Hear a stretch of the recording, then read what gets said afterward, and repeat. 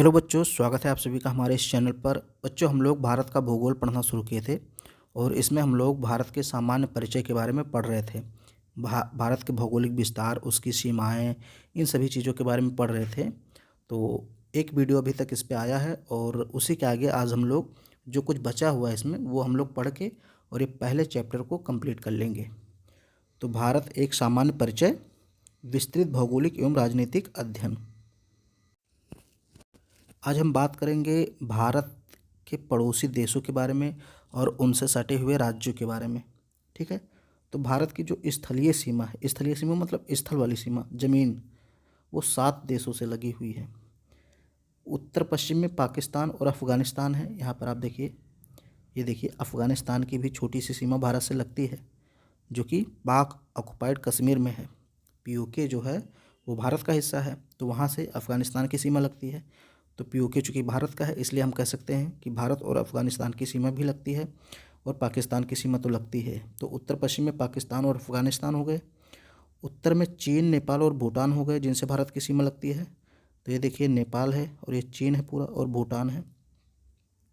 पूरब में म्यांमार और बांग्लादेश, यहाँ बांग्लादेश और म्यांमार। तो ये 7 ऐसे देश हैं जहाँ से भारत की स्थलीय सीमा लगती है। अब भारतीय उपमहाद्वीप एवं जलीय सीमा। तो दक्षिण में 2 पड़ोसी द्वीपीय राष्ट्र हैं, श्रीलंका और मालदीव। ठीक है, ये देखिए यहाँ मालदीव है और यहाँ श्रीलंका है। भारतीय उपमहाद्वीप में शामिल देश कौन कौन से हैं? पाकिस्तान, नेपाल, भूटान, बांग्लादेश और भारत। हम कई बार सुनते हैं भारतीय उपमहाद्वीप, भारतीय उपमहाद्वीप, तो उसमें कौन कौन से देश आ जाएंगे ये भी याद रखिए। सबसे पहले भारत आएगा, फिर पाकिस्तान, बांग्लादेश, नेपाल और भूटान। ये भारतीय उपमहाद्वीप के देश माने जाते हैं और श्रीलंका नहीं आता है। तो याद रखिएगा, कई बार ऑप्शन में देता है श्रीलंका। क्या यह भारतीय उपमहाद्वीप का हिस्सा है? नहीं, श्रीलंका बिल्कुल नहीं है। तो ये चीज़ याद रखिएगा। क्षेत्रफल व जनसंख्या की दृष्टि से भारत दक्षिण एशिया का सबसे बड़ा देश है और भारत के 17 राज्यों की सीमाएं पड़ोसी देशों से मिलती हैं। ठीक है, तो भारत के कितने राज्य हैं? टोटल 17 राज्य हैं जिनकी सीमाएं पड़ोसी देशों से मिलती हैं। बहुत इम्पॉर्टेंट है। अब भारत एवं श्रीलंका कैसे एक दूसरे से जुड़े हुए हैं? तो भारत एवं श्रीलंका पाक जल संधि द्वारा आपस में जुड़े हैं, पाक जल संधि। ठीक है, यहाँ पे देखिए, ये पाक जल संधि है, इधर श्रीलंका है और इधर भारत है। ये भारत का हिस्सा तमिलनाडु है और इधर श्रीलंका है, और दोनों के मध्य एक जल संधि है, यानी ऐसे जल संधि है और इसी के द्वारा जुड़े हुए हैं। भारत के तमिलनाडु एवं श्रीलंका के मध्य आदम ब्रिज भी है। तो यहाँ पे आदम ब्रिज भी दिखाया गया है। ये देखिए, ये जो पीले कलर से है ये आदम ब्रिज है, और यहीं पे धनुषकोडी है, रामेश्वरम है। ठीक है, तो ये वाला जो पार्ट है ऊपर का, ये इंडिया का है, और ये जो है ये श्रीलंका का, और ये जो बीच में है ये पानी है, याद रखिएगा, समुद्र है। तो रामेश्वरम और यहाँ धनुषकोडी, और ये जो ब्रिज है ये आदम ब्रिज है। पंबन द्वीप रामेश्वरम इसी ब्रिज का हिस्सा है।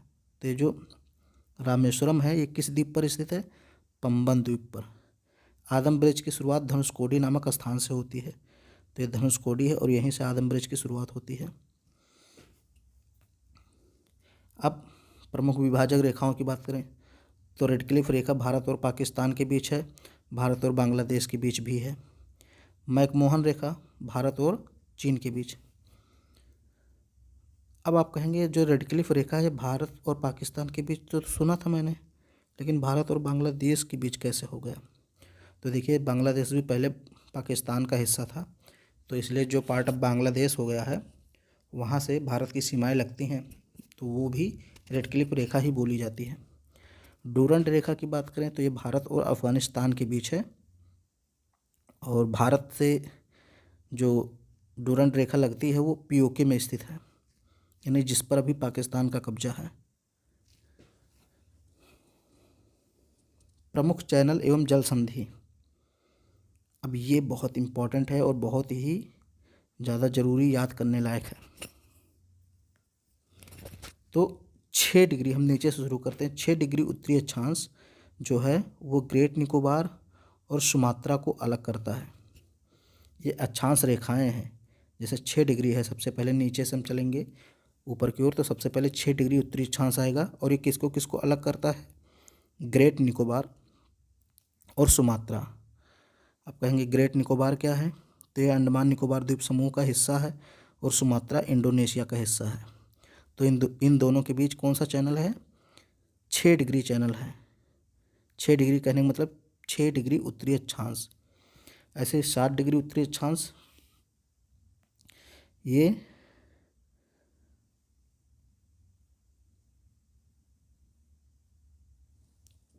मुम्पुआर और लक्षद्वीप के बीच स्थित है। 8 डिग्री चैनल मालदीव और मिनकाय।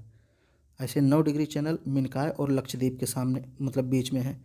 10 डिग्री चैनल किसको अलग करता है, लघु अंडमान और निकोबार को, यानी कार निकोबार। द्वीपों के बारे में हम लोग डिटेल में पढ़ेंगे, तो वहाँ पे इसको एक बार फिर से पढ़ेंगे, ठीक है, कि ये कार निकोबार क्या है, लघु अंडमान क्या है। ठीक है, जैसे अंडमान को भी कई पार्टों में बांटा गया है, बृहद अंडमान, मध्य अंडमान, लघु अंडमान, ऐसे ही निकोबार भी कई पार्टों में बटा हुआ है, तो इसलिए यहाँ पे कार निकोबार लिखा गया है।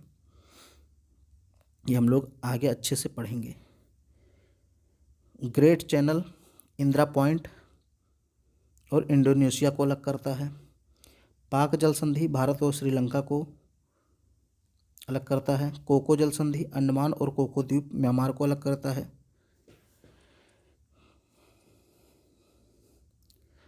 सीमा की लंबाई और संबंध राज्य बांग्लादेश और चीन। तो देखिए, सबसे लंबी भारतीय सीमा किस देश के साथ लगती है, बांग्लादेश के साथ। बांग्लादेश के साथ भारत 4096.7 किलोमीटर लंबी सीमा रेखा बनाता है। और भारत के 5 राज्य ऐसे हैं जो बांग्लादेश से सीमा बनाते हैं, पश्चिम बंगाल, असम, मेघालय, त्रिपुरा और मिजोरम। ये 5 ऐसे राज्य हैं भारत के जो बांग्लादेश से सीमा बनाते हैं। और टोटल सीमा कितनी है, 4096.7 किलोमीटर, सबसे लंबी सीमा मानी जाती है। फिर दूसरी सर्वाधिक लंबी सीमा चीन के साथ है, 3488 किलोमीटर। और इससे भी 5 राज्य सीमा बनाते हैं, जम्मू कश्मीर, अरुणाचल प्रदेश, उत्तराखंड, सिक्किम, अरुणाचल प्रदेश। हालांकि अब इसको जम्मू कश्मीर को अलग कर दिया गया है 2 पार्टों में, तो इसका जो लद्दाख वाला हिस्सा है वो चीन से सीमा बनाता है, तब भी 5 राज्य ही होंगे। अब पाकिस्तान और नेपाल की बात करते हैं। तो पाकिस्तान भी भारत से 3323 किलोमीटर सीमा बनाता है, यानी 3323 किलोमीटर सीमा पाकिस्तान और भारत की है। और 4 राज्य, अब 4 नहीं अब 5 हो गए, क्योंकि जम्मू कश्मीर 2 पार्टों में बट चुका है। तो जम्मू कश्मीर, लद्दाख, पंजाब, गुजरात और राजस्थान। जम्मू कश्मीर को 2 कर दीजिए, जम्मू कश्मीर और लद्दाख, पंजाब, राजस्थान, गुजरात। तो 5 ऐसे राज्य हैं जो पाकिस्तान से सीमा बनाते हैं और कुल सीमा 3323 किलोमीटर। नेपाल की बात करें तो नेपाल 1751 किलोमीटर सीमा बनाता है। और भारत के 5 राज्य ऐसे हैं जो नेपाल से सीमा बनाते हैं। इसमें उत्तराखंड है, उत्तर प्रदेश है, बिहार है, पश्चिम बंगाल और सिक्किम।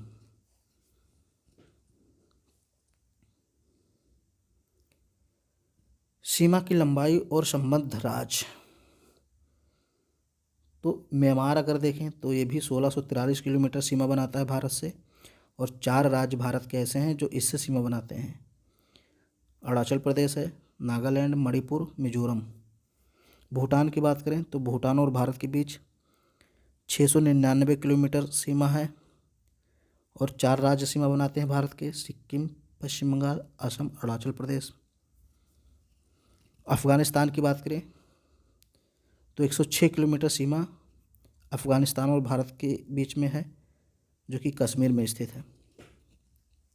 तो कुल लंबाई अगर देखें तो स्थलीय सीमा की कुल लंबाई 15,106.7 किलोमीटर है।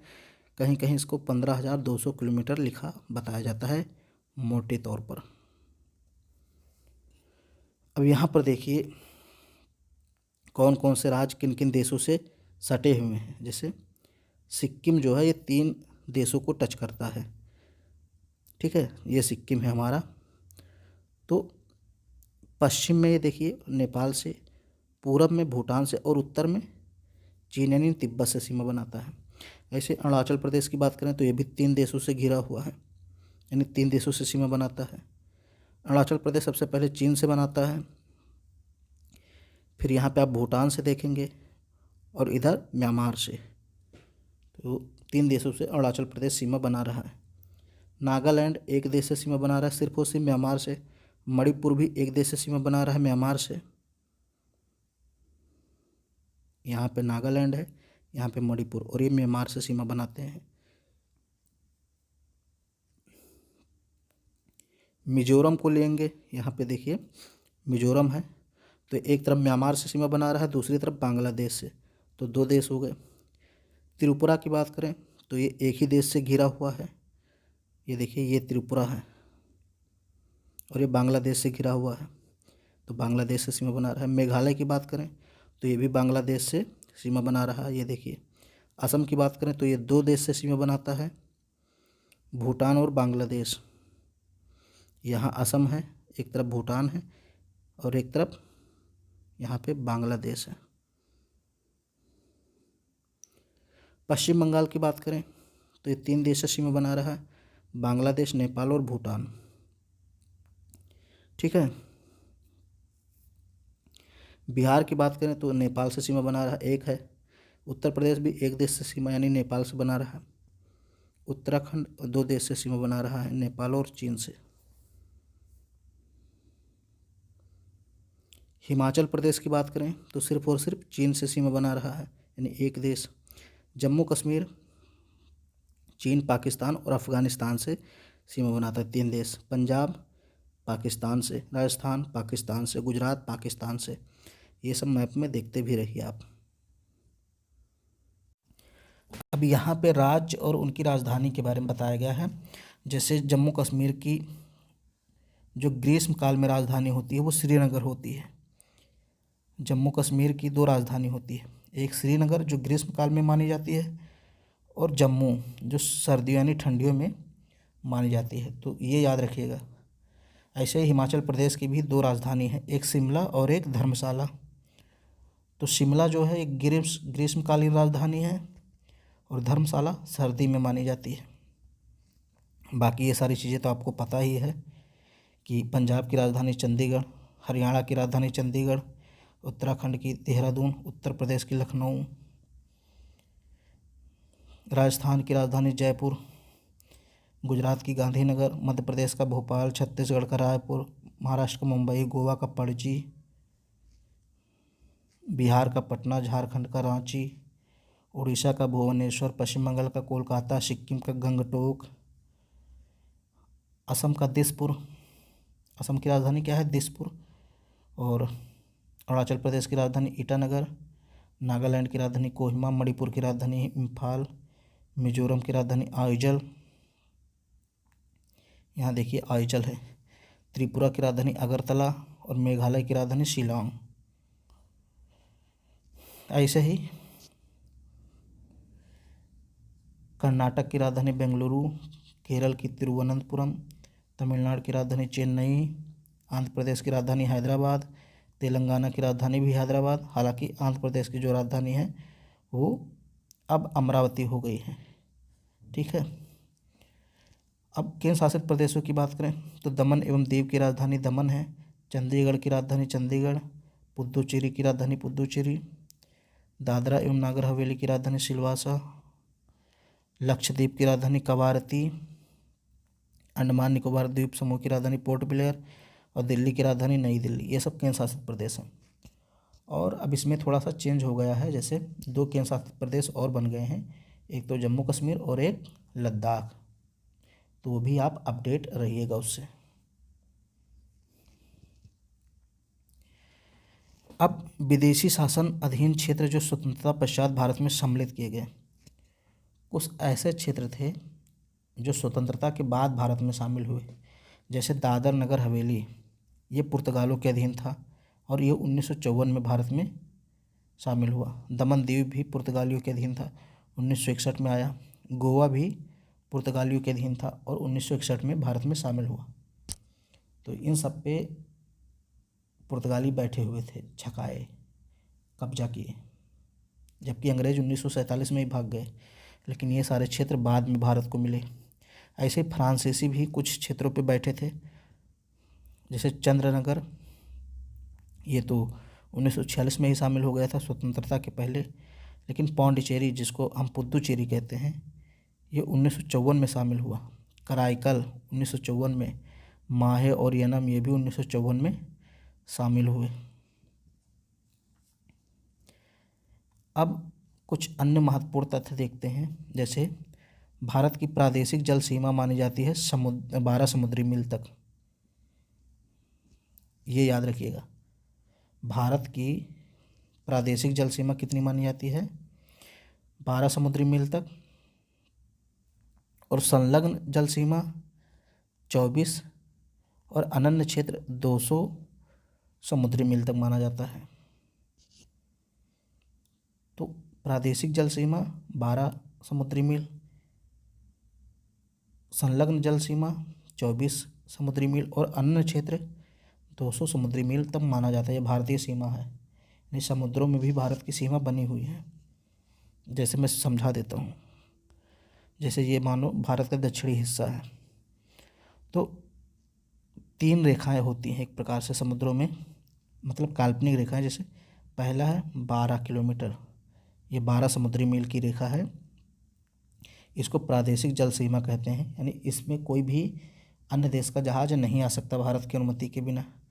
फिर इसके बाद दूसरी सीमा रेखा होती है जो 24 समुद्री मील तक फैली होती है, इस पर भी भारत का अधिकार होता है।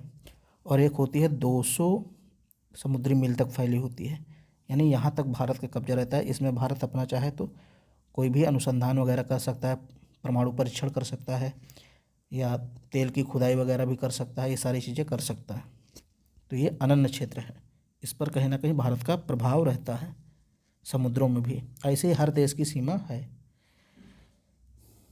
जनसंख्या में स्थान, तो चीन के बाद भारत का दूसरा स्थान है, लगभग 17.5%। हालांकि अब जो है चीन से भी भारत आगे निकल गया है और पहला स्थान हासिल कर लिया है जनसंख्या में। औसत समुद्र तल का मापन चेन्नई से किया जाता है। पश्चिमी और पूर्वी छोर के बीच का समय अंतर 2 घंटे है, यानी कि अगर गुजरात में 6 बज रहे हैं तो अरुणाचल प्रदेश में कितने बजेंगे? 4 बजेंगे, यानी 2 घंटे का अंतर रहता है पूर्व और पश्चिम में। क्षेत्रफल में भारत का 7वां स्थान है। रूस, कनाडा, यूएसए, चीन, ऑस्ट्रेलिया, ब्राज़ील, इन सब के बाद 7वां स्थान आता है भारत का। 2.4% पूरे देश का हिस्सा है।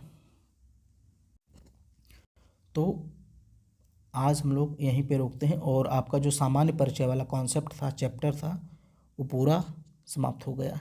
2 वीडियो में मैंने पूरा भारत का परिचय पढ़ा दिया।